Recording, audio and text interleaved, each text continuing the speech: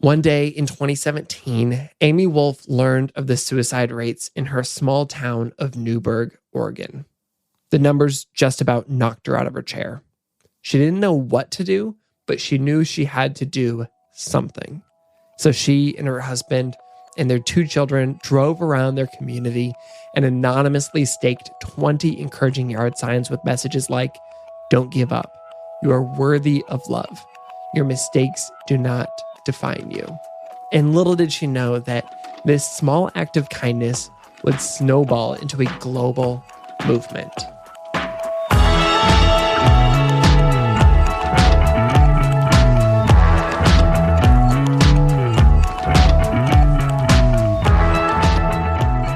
This is Sounds Good. I'm Brandon Harvey. Almost immediately after posting up these signs, community interest exploded. Amy and her husband built a website, they opened a bank account, and they hired a graphic designer to design signs. They turned their project into a nonprofit called Don't Give Up. And their simple messages of hope have made their way to all 50 states and 26 countries. Oh my goodness, 26. They've been featured in Good Morning America, Yahoo, The Washington Post, NowThis, and countless other outlets. I sat down with Amy, I guess virtually, even though we're both here in Oregon, to talk about the power of kind words and how they can literally save lives. Her story is one of heartbreak moving us to action, and in turn, making an impact that can have a domino effect around the world. She also shares 3 simple myths about changing the world and helps us undo them in our mind so that hopefully it will motivate us to take action. And I also just want to say from the get-go that in this episode, we're going to discuss some difficult mental health topics like self-harm and suicide. So please keep that in mind if you're listening with children around or if that's challenging for you at this time. All right, here's my conversation with Amy Wolff.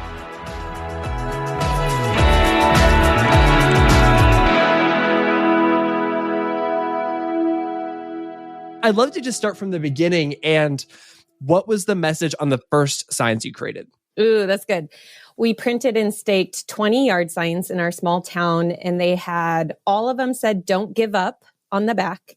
And the fronts were 2 different messages. They said, "You are worthy of love," or "Your mistakes don't define you." And why those words? What was the inspiration or the catalyst? Oh, like everyone, Brené Brown. I had just finished reading a book of hers. My favorite is The Gifts of Imperfection. And those truths just were ringing around, bouncing around my head. And so when I felt inspired to print the signs, those were the first messages. And what was going on in your community where you said these words are important, they are needed in this community right now? I was sitting in the family room of a friend. There was 3 or 4 families that we get together every week, and we just do life together, coordinated, facilitated through our church group. And one of our friends is a teacher in the school district, and he had mentioned the suicide rates among the students. And I remember feeling completely helpless in what to do, and also determined not to do nothing. And that's the night that I resolved to take action somehow around a topic that was rather intimidating. I don't suffer from self-harm ideation. I don't struggle with any mental illnesses or challenges. And so I felt very unqualified, but also stubbornly determined to do something and not be apathetic or wait for someone else to do it. So that's where the signs came from. But I'll tell you, Brandon, the vision of the signs came years prior, and it really wasn't around mental health. It was this vision of signs that said, "Don't give up," whether it was cheering someone on going through a divorce or fighting a health diagnosis or trying to kick an addiction. I just thought to myself, how would I feel if I was in the middle of chaos or trauma or heartache and on my way to work and in the middle of nowhere, I see this sign that cheers me on. And so the the timing of it was because of the mental health crises that we're still experiencing in our community, but also the messages really were birthed out of a rallying cry for anyone, anywhere. That is amazing. And I love, I don't know if this is the right word, but like, I love the playfulness of it. Like, I love the idea of somebody thinking, like, kind of struggling and almost thinking to themselves, like, I just need a sign. I think we've all kind of heard that cliche before. And then there's quite literally a sign, like a yard sign that's planted somewhere. And it's an unconventional and creative way to solve a problem, or to at least move the needle a little bit. And you said you kind of felt unqualified to be the person to do this. What background did you have? Like, did you have graphic design skills? Did you have yard sign making skills? Like, was there anything you brought to the table where you're like, I have these things? Bachelor's degree in yard signs. Great. No. Classic. Nope. No graphic design background, no formal training on trauma or psychology 101, I think was the most I had learned about human behavior. And so no, nothing, not qualified in the slightest, but my heart was saying, do it anyway. And so I did it anyway, but no, nothing qualified me. In fact, I remember I put the signs in my trunk. My kids got loaded up in the car. My husband got in the driver's seat. And I thought to myself, this is the dumbest idea. Yard signs won't help anyone. Like, who do I think I am? And luckily I was going to do it anonymously. So it didn't matter if they sucked. I wouldn't know. And then within hours on online platforms, people started saying, where did these signs come from? I want one in my yard. Oh my gosh, this was a sign at the right place at the right time for me. And that's when we kind of came out of the woodwork and said, it was us. If you want to order signs, we'll order more. And it blew up big time and became a global movement. And so it really taught me, what qualifies us to help each other? What qualifies us to take action? Just love and resilience. And I'm certainly not perfect. I have my own kind of challenges. And yet we link arms and we go through this messy life together. That's so beautiful, because you truly have created this global movement. And I love that you didn't come in with a great deal of confidence, because I know from the times where I've tried to make a difference, where I've tried to start something new, I did not feel confident either. When I started Good, I genuinely was like, this is the dumbest idea ever. But you I have thought to that try too? It. Yes, 100%. And I mean, I still think it's a dumb idea to make print newspapers filled with good news. I think everybody does, but for some reason they are effective and they help. Why? Why do you think it works? Why do you think it's successful? Because I've had to reflect on that too. Like, why this? Why these words? So why do you think the newspaper? I think that our brains have this crazy thing that makes it so that bad news sticks to our brains easier and good news doesn't. And I think that when you do something bizarre, something weird, something outside the box, it helps subvert that in our minds. So part of it is just that the medium actually allows us to absorb good news better. I think the other thing is, for at least our community, we have a value system where we believe in the power of celebrating the good in the world, but also taking action.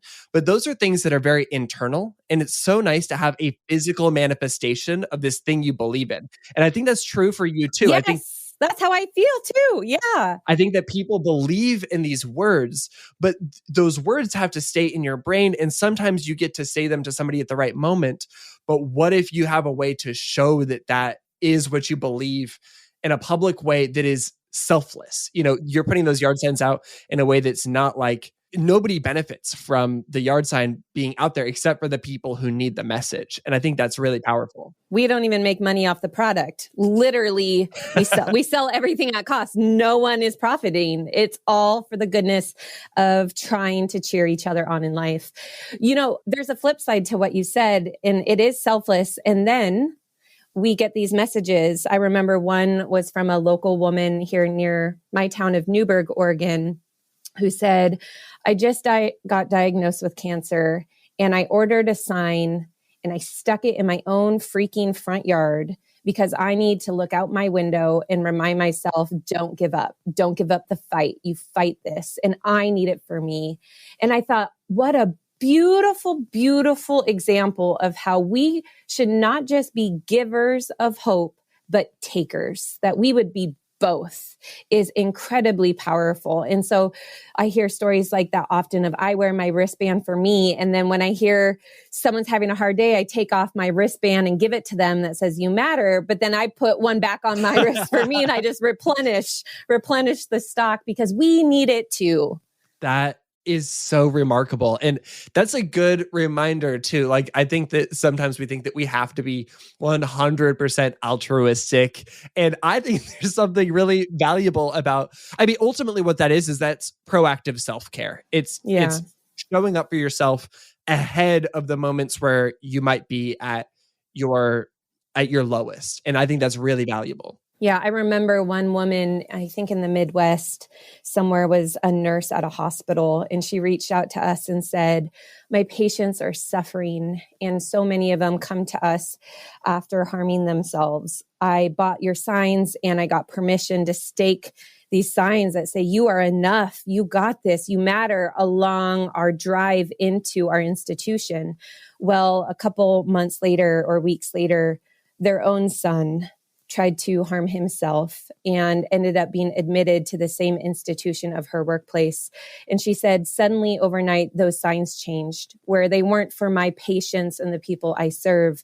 They were for me, my son, my family. And I just didn't know that we would be facing those same challenges ourselves. So again, this beautiful example of be givers and takers, but don't be afraid to be takers of the hope. Kind of on a related note to your question to me, in your book, you talk about why you think that these signs blew up in your community and around the world. And I would love to dive into those 3 ideas you believed on why those signs blew up. The first one is, you said people are moved by no strings attached kindness. I think, you're scrolling through our news feeds and you get the headline of someone paying off all the school lunch debts, or coworkers buying their colleague a new car, or, a flight attendant holding a fussy baby for a weary mama. And we read these headlines and we just for a moment swell with this hope of humanity. Oh, there's so much good. And it's so simple. It can be so simple. And I think it gets us. It reminds us of the goodness. It reminds us of our collective hope rising. And also, hopefully, our place in that we can offer that to other people. But I think the signs were genius because they come out of nowhere with no strings attached, no branding, no website, no logo. Someone just put words out on a sign, hoping I'd take them. Your second point that you made was, you said people resonate with messages that chip away at shame and isolation, where I definitely sense a little bit of Brene Brown in that part. Yeah, absolutely. I remember a story of a young man who, to be honest, I don't know much about, and he sent us a very brief message. But he said, I have been struggling with addiction, and it was in the middle of the night. I saw headlights reflecting on this bright white thing. And as I got closer, I realized it was a yard sign, and it said, your mistakes don't define you. And I have to tell you, the next day, I figured out a way to get to rehab and got on an airplane to pursue my own recovery. And I just want to say thank you. And so I think the messages are simple enough and vague enough that all of us can, through the lens of our own suffering, see the hope we need, hear the rallying cry out of nowhere to muster enough courage for the next right thing to face whatever we're facing. I think it's beautiful too that the sign doesn't have an instruction manual. Like, the sign doesn't have all right, now go to rehab, you should. It's like all of that was inside of this man already. He just needed that little nudge or that little reminder. Yeah. And I tell people, listen, yard signs don't solve problems. They don't diminish your suffering. They're not meant to solve your suffering. Sometimes people will push back and say, this is too simplistic and my wounds are not simplistic. And I would just say, I get it. But what you mentioned, I think, is the heart behind our movement, which is sometimes we need a sign. We need a thing, a token, a physical thing to break up the negative thoughts, to break up the mundane, and to give us a stir of hope. So we're not therapy. The signs don't solve depression, right? But what they do is they stir up hope when we need it, like that young man in the middle of the night to say, the time is now. The third reason that you believed that these signs blew up, according to your book, was that people want to help, but some just don't know how to do that. Yeah, I believe in the goodness of humanity that underlying past our political disagreements and everything in between, that we care about the well-being of other people. And I don't even know what to do with that myself sometimes, where I see the headlines and I hear statistics and I just don't know what to do. And I think there are a lot of people in that boat of the needs are so great. The suffering so immense. Even when we talk about racism and reconciliation and where do you start? It just seems so big. And what I found is through the movement and our tokens, we were providing people a thing to do when they weren't sure where to start. So pandemic hits. Everyone goes into quarantine, shelter in place. Essential workers are still going out and risking their health to keep some things moving along. And we blow up with sign orders. Like probably, I think we did 20% of our total sign orders happen in the first 6 weeks of the pandemic. And we've been around for years. And so what is going on? And I think it was because people said, I don't know what to do, but I'm going to stake a flippin' sign in my yard that says, you got this, to my neighbor who's a nurse who has to show up to shift without the proper gear tonight. And so I think people found, well, this is a thing I can do. And that not just in pandemic, but in other situations, at foster kid camps, they're handing out wristbands that say, you are enough and don't give up. And just a thing that we can do, teachers using it for their students, and addiction clinics, mental health clinics, giving these tokens out to their patients, where it's just something they can do, something tangible they can give to say, I see you, I care. I would love to hear one more example, because I think you're just such a great storyteller of these signs being encountered by somebody who's struggling and it meeting them right where they're at, it being exactly the words that they needed to hear in that moment. Yeah. There are two stories that come to mind, and I'll share them shortly with you. The first is a woman, her neighbor had a yard sign in their yard that said, you are worthy of love. And what her neighbor didn't know is that she was in an abusive relationship and trying to figure out how she could leave safely. And so for weeks and weeks and months was stirring in her courage to move out of this abusive relationship. And here was a sign in her neighbor's yard saying, you are worthy. You are worthy. You are worthy of love. And her neighbor eventually shared with her, I left the abusive relationship and I have to thank you. Your signs stirred up my courage to do so. And the second story I'll share is one actually that I start the book with. It happened just a few months after we staked our very first signs. There was a man in Salem, Oregon. He was going to pick up a pizza for dinner for his family, but he had been struggling with severe depression for about 7 years. He picked up the pizza and on the drive home decided that tonight was the night he was going to end his life. He took a nostalgic route home, one that had memories for him as a little boy. And it was on that different route home, he saw something that startled him. In fact, he pulled over his car in disbelief. It was a sign that said, don't give up. And when he looked in the rearview mirror, he saw the words on the back of the sign, you matter. He said he felt overwhelmed with shame that he'd even have these disparaging thoughts, but then also this renewed sense of purpose and hope. So instead of going home and harming himself, he told his family how deeply he was suffering. Then every day he changed his route to work. So he drove by his sign as a reminder, a daily reminder. Eventually, a few months later, he wrote an anonymous thank you note to the address, the people who posted their signs. And that is a whole nother story of why those people in the midst of their suffering put out a yard sign in their yard. And it's such a beautiful reminder to me. One, don't doubt the power of kind, simple words at the right place at the right time. And even if you don't feel hope, even if you don't feel the ability to overcome whatever you're facing, there is hope. Sometimes we just need to borrow it from someone else.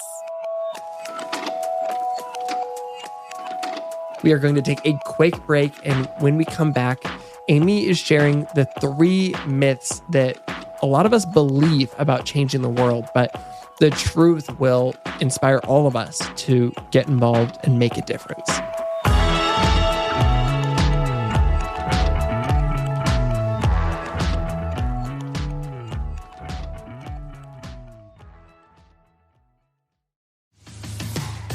Sounds Good is sponsored by BetterHelp. Whether you feel overwhelmed by the news, you're working through interpersonal relationships, you're unpacking trauma, or you just need someone to talk to, BetterHelp is a fantastic solution for you. It has been a fantastic solution for me. I have actually been using BetterHelp for several months now. I guess I started kind of during the summer in the midst of the pandemic, and it has been so helpful. I love my therapist. I love being able to work through things. And I love that I'm able to do it from wherever I'm at, especially as, the world's starting to open up a little bit more. It's a little bit safer to go out. I might be traveling and I can still stay in touch with my therapist. BetterHelp makes it easy to get matched with your own licensed professional therapist, and it's affordable and financial aid is available. You can actually get started today by just answering a few questions about yourself and what kind of therapist you're looking for, and they will get you matched with your perfect BetterHelp counselor and ready to start in under 48 hours.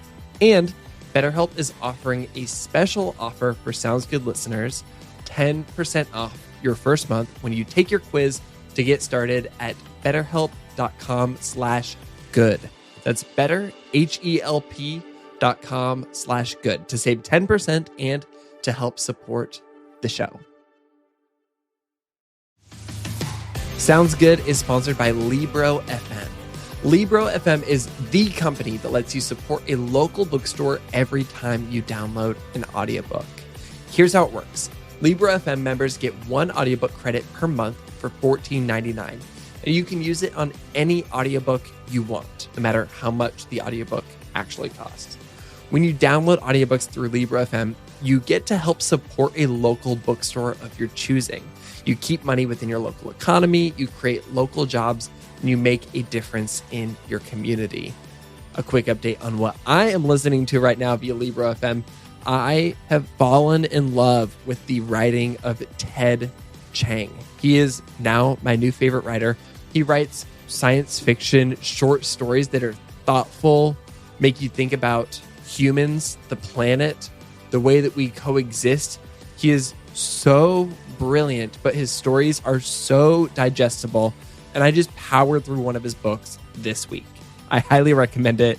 And you can get that or whatever book you want at Libro FM. And as a special offer for Sounds Good listeners, Libro FM is offering 2 audiobooks for the price of 1 with your first month of membership when you use the code GOOD.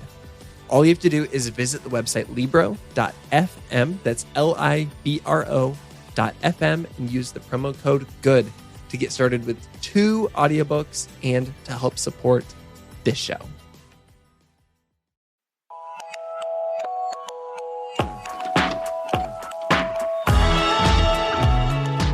So another thing that I loved in your book, you dove into this chapter where you explained the 3 myths of changing the world. And I know that I want to make a difference in the world. I know that our listeners want to make a difference in the world, but sometimes it feels challenging or difficult. And so I would love to dive into these 3 myths so that we can better understand how to do this and the internal resistance that we're all facing. And so the first myth was small acts are insignificant. Tell me a little bit about that. Yes, lie. They are not insignificant. Well, we briefly talked about that, how these no strings attached acts of kindness, even to strangers, we can recall it years later, witnessing this beautiful exchange between strangers on the side of the road, or the time when we ran out of gas and a stranger pulled over and helped us. And we remember for so long, and it was so simple. And so I think that we butt up against that. It's not big enough. I don't have enough money. I don't have a big enough platform to do this big good I want to do. And I would just say, well, hogwash. You can do the small things and they matter. One of the things I've had to be careful about in accidentally starting a global movement is to not discount the small things I do in my personal life, to say, oh, I'm doing enough with this big thing over here, this nonprofit, but to stay active with my radar on the small things I can still do in my personal life, especially when I encounter people with needs. So I'm constantly trying to adopt that mindset that the small things matter. That's such a good reminder, because I love systemic change. Like, that's the big thing that I've been learning so much about over the last year, is how do we uproot systems? But sometimes I do have that thing where I'm like, okay, I'm working hard to call my elected representatives to make them create systemic solutions for example, my neighbors experiencing homelessness. And I'll do that to a point where I'm neglecting my own neighbors who sleep outside. And what an opportunity to be reminded to do both, and that the small acts are meaningful and important, and I should continue to do them. Yeah, it would be too bad if we aimed big and high and didn't notice the need right in front of us, right next to us. Number 2, the second myth of changing the world is that somebody else will do it. Ugh, this is convicting. It also can produce guilt, and certainly I don't want to do that. But I think the idea here is, who am I? That's what I felt. That's what you felt in starting the newspapers. This is dumb. Will this really do any good? And yet it has, your paper and our products. I think sometimes we put people on a pedestal who do the big, good things. And it's easy to say, well, surely it's because they have that resource. They have those connections, and we count ourselves out. And I have been challenged in witnessing the goodness of humanity through this movement, that it's not these big philanthropists and huge influencers that are going to meet all the needs. It's us. It's us in our communities, in our neighborhoods, in our families, with our friends. That is beautiful. And number 3, the third myth of changing the world is, I'm too busy. Yeah. So let me tell you about busyness. I wear it like a badge of honor. And it is a way that I make myself feel more important than I am by how busy my calendar is. And that has been a really rude awakening in the pandemic, when my calendar doesn't look the same as it did before, because I have my day job of a speaker coach and working with corporations and speakers and TED Talk speakers, providing speaker coach. And then suddenly this nonprofit movement that began grassroots, that became a thing while parenting my 2 young daughters, while volunteering to teach Sunday school in church, while leading teams to Rwanda. And I could have easily said, wow, just too much, too busy. My plate is too full. And I want to just call out the elephant in the room. We shouldn't eliminate all margin in our life. I have tried to implement a weekly Sabbat in the Jewish tradition of a day of rest, and it was been really, really hard. But that it's important, right? It's important to be filled up so that we can pour out, but we can still pour out. And I don't think we're too busy to write someone a card and put it in the mail. And we're not too busy to FaceTime our grandmas. And we're not too busy to stop and ask a neighbor how their son is doing after an accident. I think our radars need to stay on, and we might just convince ourselves of the lie we're too busy if we're not careful. So helpful. I think. Can I say something real fast? Please do. Okay. Because you've said it a few times and I cringe every time. The subtitle of my book, Brandon, I hated it. It's, what is it? How love can change the world. How small acts of love can change your world. Oh, barf. So this is it's so cliche. Let me try to give my publishers a different subtitle. And then I realized, oh no, pretty much all subtitles are cliche. Okay, we'll run with it. But I really resist that phrase of changing the world because there's so much pressure and it does sound so cliche. But what I have learned in this movement is that we can change things. Like you said, you can call representatives. You can pay the rent for your neighbor. We can do these things. And we don't have to call it changing the world, but certainly you can change your corner of it. And it's not hard. You don't have to have your stuff together. You don't have to be perfect. Come with your wounds. We don't need perfect superheroes in capes. We just need each other to show up, seeing each other, willing to do something.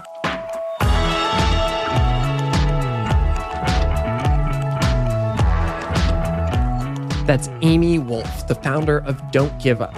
You can pre-order, or depending when you're listening to this, just order Amy's book, Signs of Hope. It actually comes out tomorrow.